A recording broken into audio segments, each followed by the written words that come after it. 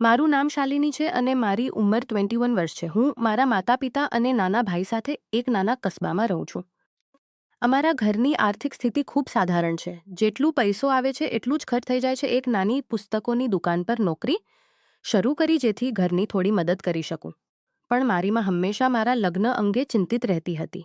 તેઓ કહેતા, બેટી, જ્યારે તારા લગ્ન થશે તો અમે તારો સામાન કેવી રીતે જોડીશું, તને કેવી રીતે વિદાય કરીશું. આ સાંભળીને હું હંમેશા કોશિશ કરતી કે થોડું બચત કરી લઉં. ક્યારેક હું મારી સહેલીઓ સાથે મળીને નાની મોટી બચત યોજના બનાવતી, જેમાં અમે બધા પૈસા જમા કરતા જેથી જરૂર પડે ત્યારે તેનો ઉપયોગ થઈ શકે. હું વિચારતી કે આથી લગ્ન માટે થોડું ઘણું સામાન ખરીદી લઈશ. પછી તું વર્ષ સુધી નોકરી કર્યા પછી પણ હું વધુ કંઈ બચાવી શકી નહોતી, કારણ કે કમાઈ આવતી અને ખર્ચમાં ચલી જતી. આ દરમિયાન મારા માટે લગ્નના પ્રસ્તાવ આવવા શરૂ થયા. પિતાજી ખૂબ પરેશાન હતા કે મારા લગ્નનું ઇંતજામ કેવી રીતે કરશે, કારણ કે અમારી પાસે અમારી જરૂરિયાતો માટે પણ પૂરા પૈસા નહોતા. માં કહેતી કે જ્યારે કોઈ સારો છોકરો મળશે તો ભગવાન કોઈને કોઈ રસ્તો બનાવી દેશે. અમે પણ જેમ તેમ કરી લઈશું, જેમ બાકી લોકો કરે છે. લોકો વારંવાર કર્જ લઈને અથવા બચત યોજનાઓમાં પૈસા નાખીને લગ્નનો સામાન જોડતા હતા. માં પણ એવું જ વિચારતી હતી, પણ હજુ સુધી કોઈ સારું રિશ્તું આવ્યું નહોતું. મને લગ્નની કોઈ જલ્દી નહોતી. પિતાજી જાતે જ રિશ્તા જોતા હતા. જો કોઈ છોકરો ખરાબ આદતોવાળો હોય, જેમ કે દારૂ પીતો હોય, તો તેઓ તરત મના કરી દેતા. કેટલાક ઠીકઠાક રિશ્તા આવ્યા પણ તેમની માલી હાલત અમારા કરતાં સારી નહોતી. તેથી પિતાજીએ તેમને પણ ઠુકરાવી દીધા. પછી એક દિવસ એવો પ્રસ્તાવ આવ્યો જેને જોઈને પિતાજી ખૂબ ખુશ થયા. તે છોકરો, જેનું નામ અર્જુન હતું, જવાન અને હૃષ્ટપુષ્ટ હતો. તે સારી કમાઈ કરતો હતો, મહેનતી હતો અને સૌથી સારી વાત, તેને કોઈ ખરાબ લત નહોતી. નશાની તો વાત જ છોડો. જ્યારે પિતાજીએ તેના વિશે જાણ્યું તો ખબર પડી કે તેનું પરિવાર ખૂબ સન્માનિત અને સંસ્કારી છે. તે લગ્ન માટે પૂરેપૂરો તૈયાર હતો. ત્યારે પિતાજીએ મને કહ્યું, બેટી, આ રિશ્તો ખૂબ સારો છે, તેને મના ના કરવો. મેં પિતાજીને પૂછ્યું, પણ પિતાજી, અમે હજુ લગ્ન માટે તૈયાર નથી. સામાન અને ખર્ચનું શું થશે? આ પર પિતાજી બોલ્યા, બેટી, મને ખબર છે, અમારી પાસે વધુ નથી, પણ હું તને એક સારા માણસ સાથે જોવા માંગુ છું. આ છોકરો સારો છે, તેની પોતાની કમાઈ છે. તૈયાર છે. ત્યારે અર્જુનના ઘરવાળા અમારા ઘરના આંગણામાં બેઠા હતા. મેં પિતાજીને કહ્યું, પિતાજી, હજુ અમારી પાસે લગ્ન માટે પૈસા નથી. થોડો વખત તો જોઈએ ને. ત્યારે પિતાજીએ જઈને અર્જુનને કહ્યું, બેટા, અમે હજુ પૂરેપૂરા તૈયાર નથી. અમે ઈચ્છીએ છીએ કે પહેલાં સગાઈ થઈ જાય અને પછી 1-1.5 વર્ષ પછી લગ્ન કરીએ, જેથી અમે કંઈક ઇંતજામ કરી શકીએ. જ્યારે અર્જુનને સાંભળ્યું કે પિતાજી આટલો લાંબો ઇંતજાર ઈચ્છે છે, તો તેણે તરત મના કરી દીધું. તેણે કહ્યું, અંકલ, હું આટલો ઇંતજાર નથી કરી શકતો. હું વધુમાં વધુ 6 મહિના રોકાઈ શકું છું, પણ આથી વધુ નહીં. મને જલ્દીથી લગ્ન કરવું છે. પણ ત્યારે માએ વચ્ચે આવીને હા કરી દીધી. છોકરાના વાળાએ કહ્યું, જુઓ, તમારે ફક્ત જરૂરી વસ્તુઓ જ લેવાની છે. વધુ તેમની આ રીત પસંદ આવીને હશે. વધુ દેખાવની જરૂર નથી. માને તેમની આ રીત દાવી અને પછી પિતાજીએ પણ સહમતિ આપી દીધી. એ જ દિવસે અમારી સગાઈ થઈ ગઈ. સગાઈ પછી અર્જુને માને કહ્યું, તમે લગ્નના સામાન અને કપડાની ચિંતા ના કરો. હું સારું તેને તોફું હશે. માં સાંભળીને ખૂબ ખુશ થઈ. પછી તેના ઘરવાળા ચાલ્યા ગયા. માએ મને કહ્યું, બેટી, આ છોકરો અને તેનું પરિવાર ખૂબ સારું છે. અમે કોઈ પણ રીતે ઇંતજામ કરી લઈશું. પણ તારા લગ્ન આજ સાથે થશે. આ પછી માએ રિશ્તેદારો અને મિત્રો પાસે મદદ માંગી. કેટલાકે કહ્યું કે સામાન કિસ્તો પર લઈ લો, પણ કિસ્સામાં યોજનાનું સૂચન કર્યું. કેટલાકે બચત વ્યાજ વધુ લાગતું હતું. પછી લોકોની મદદ અને એક મોટી બચત યોજનામાં પૈસા નાખીને કેટલાક જરૂરી સામાન જોડી લેવામાં આવ્યો. મારો મંગેતર અર્જુન મારા માટે વારંવાર તોહફા લાવતો હતો. ક્યારેક સારા અને મોંઘા કપડાં, ક્યારેક ઘરમાં પહેરવાની કે રાતના કપડાં પણ કેટલાક તોહફા ખૂબ અજીબ હતા. એક દિવસ તેણે મારા માટે અંડરગાર્મેન્ટ્સ લઈ આવ્યો. પછી એક વખત ગામની ઓરતો જેવો ફૂલોવાળો પારદર્શક ગાઉન, ક્યારેક ચટકીલા રંગનો શાલ તો ક્યારેક જાળીદાર કુર્તો. એક વખત તો તેણે નાચનારી છોકરીઓ જેવી નાની સ્કર્ટ અને ટોપ લઈ આવ્યો. મેં તેને પૂછ્યું, આવા કપડાં નથી પહેરતી. તો તેણે બોલ્યો, દરેક વસ્તુનો સમય હોય છે, તને બધું સમજાઈ જશે. માં કહેતી હતી, બેટી, તે તને પ્રેમ કરે છે અને તારું ધ્યાન રાખે છે. હું માને આ અજીબ કપડાની વાત નહોતી કહેતી. પછી આવા જ 6 મહિના વીતી ગયા, ખબર જ નહોતી પડી. પણ અર્જુન માટે આ 6 મહિના 6 વર્ષ જેવા હતા. તે મને કહેતો, જો તું મને પસંદ ના હોત તો હું હવે સુધી કોઈ બીજી સાથે લગ્ન કરી લેત.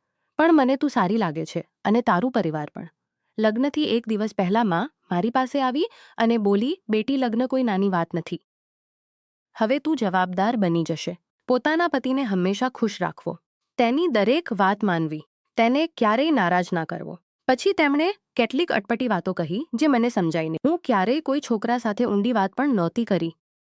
આગળ શું થશે એ વિચારીને હું ડરી રહી હતી. મને લગ્ન વિશે કંઈ જ ખબર નહોતી.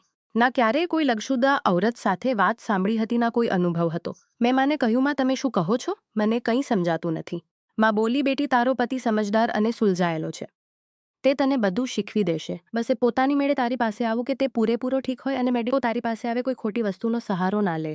પછી લગ્નનો દિવસ આવ્યો. સારી રસમો જેમ હળદી અને મહેંદી સારી રીતે થઈ ગઈ. માં પિતાજી ખૂબ ખુશ હતા, કારણ કે આ ઘરની પહેલી લગ્ન હતી.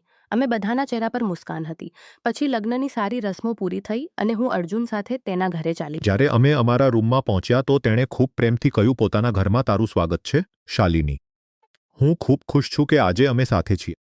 મેં મુસ્કુરાઈને કહ્યું. પછી તેણે કહ્યું, હું ઈચ્છું છું કે આજની રાત તું મારા માટે પૂરેપૂરી તૈયાર હોય. મને કંઈ સમજાતું નહોતું, પણ માની વાત યાદ કરીને હું બસ મુસ્કુરાતી રહી. પછી તેણે મને કપડાં બદલવા કહ્યું અને મારા માટે એક ડ્રેસ નીકાળ્યો. પણ તે ડ્રે હું શરમાઈ ગઈ, કારણ કે આ મારી પહેલી રાત હતી. જ્યારે મેં હિચકિચાહટ દેખાડી તો તેણે કહ્યું, મારાથી શરમાવાની શું વાત છે? હવે તું મારી સામે આવી જ રહેશે. પહેલી વખત થોડું ઢંકાયેલું હોય કે ખુલ્લું, શું ફરક પડે છે? આજની રાત વીતી જાય પછી બધું સરળ થઈ જશે. મેં તેની વાત માની લીધી અને કપડાં બદલીને આવી ગઈ. હું ખૂબ ગભરાઈ રહી હતી, તેથી મેં બહાનું બનાવ્યું કે મને ભૂખ લાગી છે. અમે થોડું ખાવાનું ખાધું. પછી તેણે મને રૂમમાં લઈ ગયો અને જે થવાનું હતું તે શરૂ થઈ ગયું. પણ તે રાત જે હું જોઈ તેણે મને હેરાન કરી દીધી. અર્જુન જ્યારે કપડાં ઉતારીને સામે આવ્યો તો તે બિલકુલ અલગ લાગતો હતો. જ્યારે તેણે મને સ્પર્શ્યો તો તેની પકડ ખૂબ સખત હતી. મારા માટે બધું નવું હતું, પણ તે ખૂબ તેજ અને આક્રમક હતો, જેમ કોઈ જંગ લડી રહ્યો હોય. મને સમજાતું નહોતું કે આ સાચું છે કે ખોટું. તેણે મને કર્યા પછી તે બાથરૂમ ગયો. પછી લવટ્યો અને ફરીથી શરૂ થઈ ગયો. હું વારંવાર કહેતી રહી, અર્જુન, ધીરે કરો. હું વારંવાર કહેતી રહી, અર્જુન, થયા છે. હું આના માટે તૈયાર નથી. પણ તેણે હસીને બોલ્યો, લગ્નનો અસલી મજા તો આ જ છે. આખી રાત તે રોકાયો જ નહીં. હું થાકીને તૂટી ગઈ હતી. ના બોલી શકતી હતી, ના સમજી શકતી હતી. બસ ચૂપચાપ સહન કરતી રહી. બીજા દિવસે બપોરે માનો ફોન આવ્યો. મારી અવાજ સાંભળીને તેમણે પૂછ્યું, બેટી, તું ઠીક છે ને? બધું સારું છે? મેં ધીરેથી કહ્યું, હા માં, બધું ઠીક છે, પણ હું ખૂબ થાકી ગઈ છું. શા માટે? શું થયું? માએ ચિંતાથી પૂછ્યું. તેઓ બસ અર્જુન વિશે જાણવા ઈચ્છતા હતા, પણ મારા મનમાં ખૂબ કંઈ કહી શકતી નહોતી. કેટલાક દિવસ પછી જ્યારે હું માને મળી તો મેં બધું ખુલ્લેઆમ કહ્યું. મેં કહ્યું, માં, હું ખૂબ થાકી જાઉં છું. આ બધું મારા માટે ખૂબ મુશ્કેલ છે. મેં તેમને સારી વાતો કહી.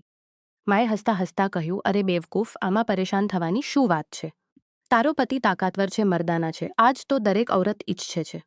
તું શું ઈચ્છે છે? કોઈ નબળો માણસ જે કંઈ કરી ના શકે. પછી તેમણે સમજાવ્યું, લગ્નની પહેલી રાત આવી જ હોય છે. શરૂઆતમાં બધા થોડા વધુ જોશમાં રહે છે. પછી તું જાતે ઈચ્છશે કે તે તને પ્રેમ કરે, પણ ત્યારે તેને કામથી વખત નહીં મળે. હમણાં તે જવાન છે, તેથી આવો છે. ચિંતા ના કર. મેં કહ્યું, પણ માં, તે ખૂબ જોર લગાડે છે, ખૂબ જબરદસ્તી કરે છે. માએ સલાહ આપી, તેને પ્રેમથી સમજાવ કે તને થોડો આરામ જોઈએ. મેં માની વાત માની લીધી અને વિચાર્યું કે અર્જુન કદાચ માની જશે, પણ કંઈ પણ બદલાયું નહીં. મેં ઘણી વખત કોશિશ કરી કે તેને હળવેથી સમજાવું કે તે પ્રેમથી અને ધીરે વ્યવહાર કરે, પણ તે દર વખત પોતાની તાકાત બતાવતો. હું નબળી હતી અને તે પહેલવાન જેવો મજબૂત. ધીરે ધીરે મને લાગ્યું કે આ લગ્ન મારા માટે બોજ બની ગયું છે. આમાં ના પ્રેમ હતો, ના કોઈ સારો અહેસાસ. બસ દર્દ જ દર્દ હતો. મને કોઈ ખુશી નહોતી મળતી. જ્યારે મેં અર્જુનને સાફ કહ્યું, હું ઈચ્છું છું કે તું મને પ્રેમથી સંભાળો, એટલી તાકાતથી નહીં, તો તેણે જવાબ આપ્યો, પણ મજા તો આ જમા છે. આ જ સાચો પ્રેમ છે. મેં કહ્યું, મને આવો મજા નથી જોઈએ. મને તમારો નરમ અને પ્રેમ ભરેલો રવૈયો જોઈએ. તેણે બોલ્યો, ઠીક છે, હું કોશિશ કરીશ. પણ પછી પણ કંઈ બદલાયું નહીં. એક દિવસ તેણે મને ફક્ત કમરનો પટ્ટો પહેરવા કહ્યું, વગર કપડાના. હું હેરાન થઈને બોલી, આ શા માટે? તેણે કહ્યું, મને આથી ખૂબ સારું લાગે છે. મેં પૂછ્યું, કેવું સારું? ત્યારે મને લાગ્યું કે તે કંઈક વધુ જ અજીબ છે. તે કોઈ ખોટું કામ તો નહોતું કરતો, પણ તેની માંગો ખૂબ અટપટી હતી. ક્યારેક તે મને જૂના જમાનાના કપડાં પહેરવા કહેતો, ક્યારેક ઘૂંઘરું તો ક્યારેક કમરનો પટ્ટો. જ્યારે મેં મજાકમાં કહ્યું, તમે ખૂબ અજીબ છો, તો તેણે ગુસ્સા માટે કર્યું, મર્દ લગ્ન આટલા માટે જ કરે છે. તને તો મારી લગ્ન શા માટે કર્યું? મર્દ લગ્ન આટથી ખુશ થવું જોઈએ. તે દિવસે મેં સાફ કહી દીધું, મને આ બધું પસંદ નથી. હું સામાન્ય જિંદગી જીવવા માંગુ છું. તેણે બોલ્યો, મને ખબર છે, હું થોડું જોઈએ હતી. જ્યારે મેં કહ્યું કે માએ કહ્યું હતું કે આ બધું શરૂઆતમાં થવી જોઈએ હતી. જ્યારે મેં કહ્યું કે માએ કહ્યું હતું, પાતાની માન ભૂલી જા, આ મારી રીત છે. પછી તેણે કંઈક એવું કર્યું જેનાથી હું ડરી ગઈ. તેણે એક કાચનો ગ્લાસ ઉઠાવ્યો અને તેને ચાવવા લાગ્યો. પછી બોલ્યો, તે ટીવી પર જોયું હશે. કેટલાક લોકો કાચ ખાય છે, પથ્થર તોડે છે, ગાડીઓ ખેંચે છે. મેં કહ્યું હા જોયું છે. તેણે બોલ્યો મને પણ આવી તાકાત છે, પણ હું તેને બધાની સામે નથી બતાવતો. ના જ કોઈ શોમાં જવા માંગુ છું. લોકે હું તારી સાથે આટલો જોશમાં રહું છું. આ મારા કાબૂમાં નથી. પછી તેણે બોલ્યો હું તને ખૂબ પ્રેમ કરું શાલિની. તને છોડવા નથી માંગતો કરું છું શાલિની. તેના શબ્દોએ મને વિચારમાં નાખી દીધી. તે મારી સાથે સારો વ્યવહાર કરતો હતો, મારું ખ્યાલ રાખતો હતો, મારી દરેક જરૂરિયાત પૂરી કરતો હતો, પણ શારીરિક સંબંધોમાં તેનો રવૈયો ખૂબ સખત હતો. હું આને બરદાસ્ત નથી કરી શકતી. હું એટલી પરેશાન થઈ ગઈ હતી કે મેં વિચાર્યું તેના માટે બીજી બીવી શોધી દઉં તો કદાચ તે મારાથી ઓછી આશા રાખે. મારી એક મિત્ર હતી, નેહા, જે મારાથી 6 વર્ષ મોટી હતી અને વિધવા હતી. તેના પતિની સડક હાદસામાં મોત થઈ ગયું હતું. તે એકલી રહેતી હતી અને તેની બીજી લગ્ન માટે કોઈ રિશ્તો નહોતો આવતો. નેહા મારી સાથે વારંવાર મળતી હતી અને મારા હાલ પૂછતી હતી. મારા લગ્ન પછી પણ અમારો સંપર્ક હતો. એક દિવસ મેને ફોન કે તારો પોતાની પરેશાની કહી. તેણે કહ્યું તું ખુશકિસ્મત છે કે તારો પતિ આટલો તાકાતવર છે. ઘણી ઔરતોને આવા પતિ મળે છે જે આ બધામાં રુચિ જ નથી રાખતા. મેં કહ્યું પણ હું આને સહન નથી કરી શકતી. તેણે કહ્યું કદાચ થોડા વખત પછી તે બદલાઈ જશે. પણ જ્યારે મેં અર્જુનને કહ્યું તો તેણે સાફ મના કરી દીધું. જ્યારે મેં અર્જુનની અજીબ તાકાત વિશે કહ્યું તો તેણે હસવા લાગી અને બોલી આ તો મોટો દિલચસ્પ માણસ છે. હું તેની વાતોને અડધી ગંભીરતાથી લેતી હતી, અડધી મજાકમાં સહન કરતી હતી. પછી મેં તેને ઘરે આવવા કહ્યું જેથી તે અર્જુનને જોઈ લે. પહેલાં તેણે મના કર્યું અને તેને અજીબ લાગતું હતું. પણ મેં સમજાવ્યું કે અર્જુન દિવસભર કામ પર રહે છે તો કોઈ દિક્કત નહીં હોય. ત્યારે તેણે માની લીધું. કેટલાક દિવસ પછી તે મારા ઘરે આવી. મેં તેને પોતાની પરેશાની અને અર્જુનના અજીબ વ્યવહાર વિશે વિસ્તારથી કહ્યું. તેણે ફરી એવું જ કહ્યું ઓછામાં ઓછું તારો પતિ તાકાતવર તો છે. કેટલાકને તો આવા પતિ મળે છે જે કંઈ કરી ના શકે. મેં કહ્યું પણ મારા માટે આ ખૂબ મુશ્કેલ છે. કેટલાક દિવસ પછી મેં તેને ફરી બોલાવ્યો. આ વખતે મેં તેને અર્જુન સાથે મળવાનો પ્લાન બનાવ્યો હતો. તેનો વ્યવહાર મારા પ્રતિ એવો જ હતો. દર વખત કંઈક નવું અને અજીબ કરવાની માંગ, પણ બાકીના મામલામાં તે ખૂબ સભ્ય અને સમજદાર હતો. હવે હું પૂરેપૂરી થાકી ચૂકી હતી. હું ઈચ્છતી હતી કે તે મારાથી દૂર રહે. જો કે હું તેની વાત નથી ટાળી શકતી, કારણ કે લગ્નમાં આવું કરવું ખોટું માનવામાં આવે છે. પણ મારી હાલત એવી હતી કે જ્યારે પણ તે પાસે આવતો હું ઈચ્છતી હતી. જે મને ખબર હતી કે નેહા ખૂબ સુંદર અને આકર્ષક છે. મને લાગ્યું કે જો અર્જુન તેને જોશે તો કદાચ તેને પસંદ કરી લેશે. તેથી મેં તેને ઘરે બોલાવ્યો અને ત્યાં સુધી રોકાવા કહ્યું જ્યાં સુધી અર્જુન ઘરે ના આવે. તેથી મેં તેને ઘરે બોલાવ્યો. જ્યારે તે આવ્યો તો તેણે નેહાને સ્વાગત કર્યું. પછી પોતાના રૂમમાં ચાલ્યો ગયો. નેહાએ મને કહ્યું તારો પતિ તો ખૂબ સારો અને તાકાતવર દેખાય છે. મેં હસીને કહ્યું આ જ મારી સૌથી મોટી મુસીબત છે. કેટલીક વાર પછી નેહા બોલી હું ચાલું છું અને પછી ચાલી ગઈ. કેટલીક વાર પછી નેહા બોલી હું ચાલું છું અને પછી ચાલી ગઈ.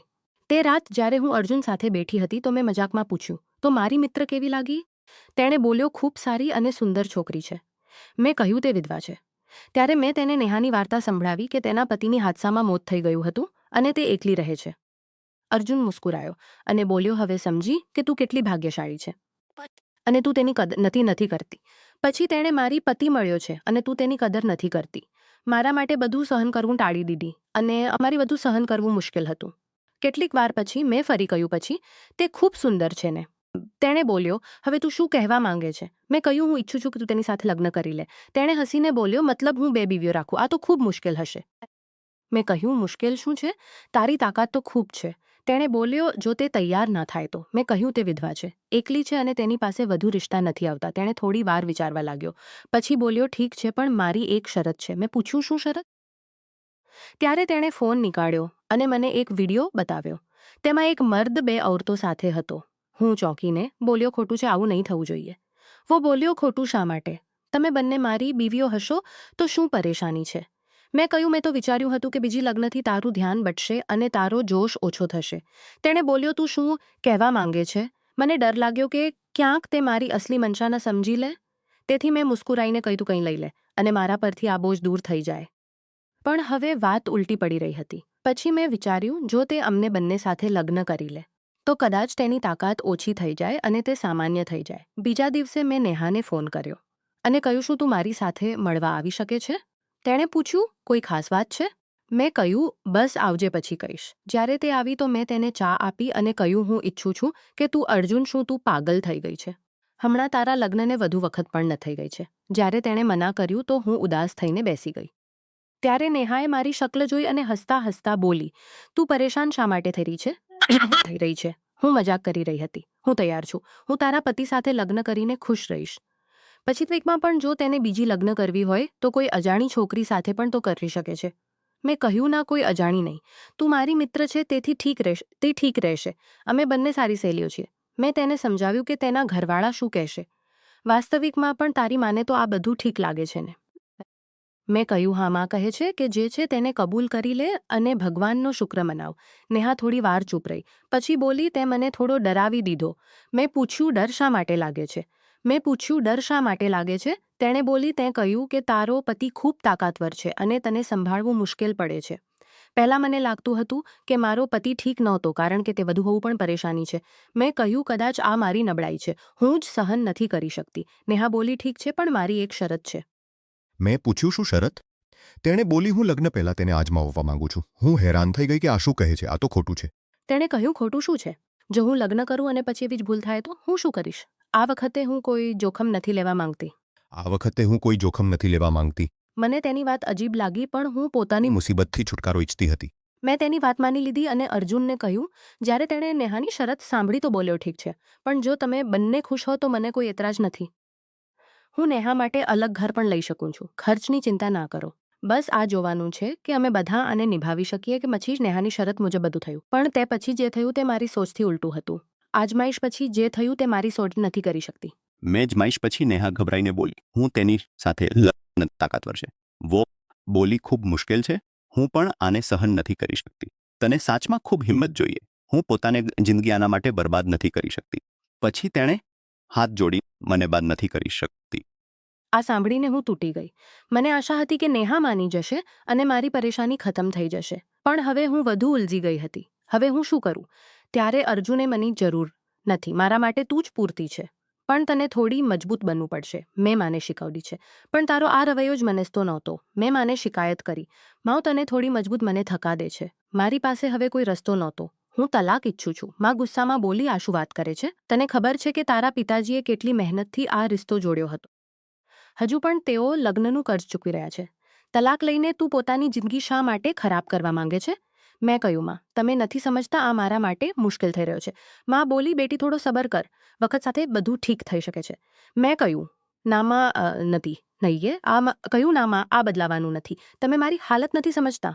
માએ સિર પકડી લીધો અને બોલી, તારાથી મોટી ભૂલ થઈ રહી છે. તું ખૂબ નખરે કરે છે. પોતાના પતિને છોડવાની વાત ના કર. ભગવાન પાસે દુઆ કર કે બધું ઠીક થઈ જાય. હું ઉલઝનમાં પડી ગઈ હતી. શું મને સાચમાં આ રિશ્તો નિભાવવો જોઈએ કે ખતમ કરી દેવો જોઈએ? માએ ફરી સમજાવવાની કોશિશ કરી, પણ મેં નક્કી કરી લીધું કે હવે વધુ નથી સહન કરીશ. હું શાંતિથી અર્જુન પાસે ગઈ અને બોલી, જુઓ અર્જુન, અમારા માટે સૌથી સારું એ જ છે કે અમે અલગ થઈ જઈએ.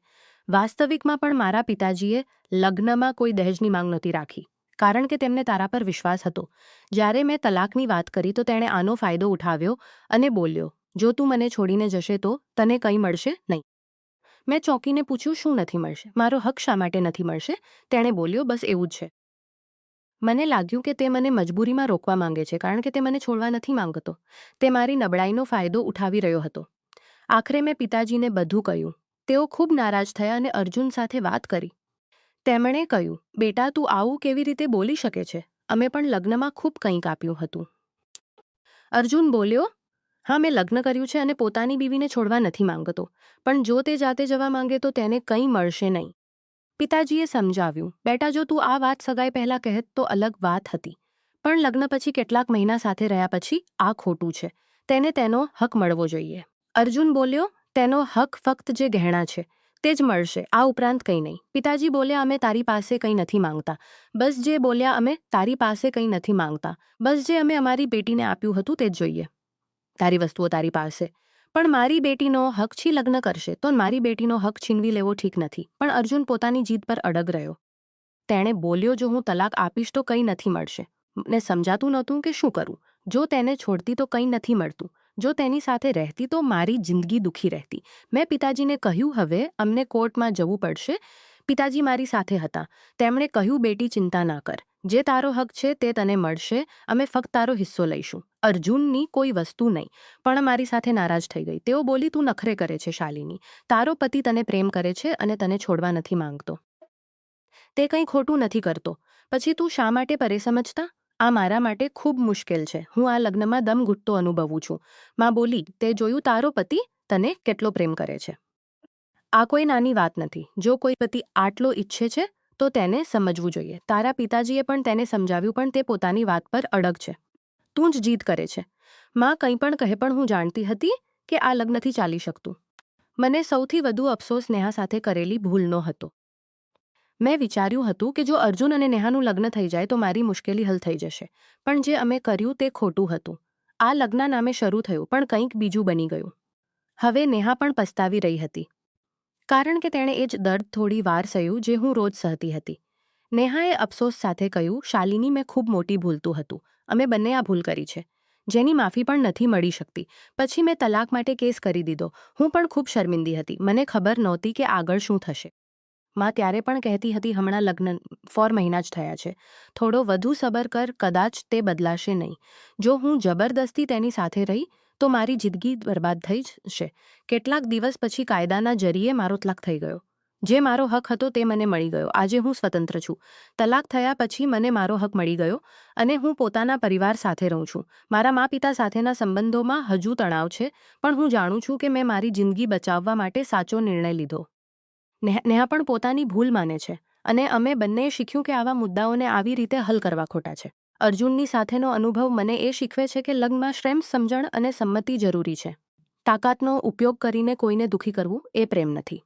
જો કોઈ સંબંધ તમારા માટે દર્દ અને અપમાનનું કારણ બને તો તેને ચાલુ રાખવાને બદલે પોતાની ઇજ્જત અને શાંતિ માટે નિર્ણય લેવો જોઈએ. હું હવે જિંદગી શરૂ કરી રહી છું અને મારા નવી જિંદગી શરૂ કરી રહી છું કે સાચો પ્રેમ ક્યારેય દુઃખ નથી આપતો.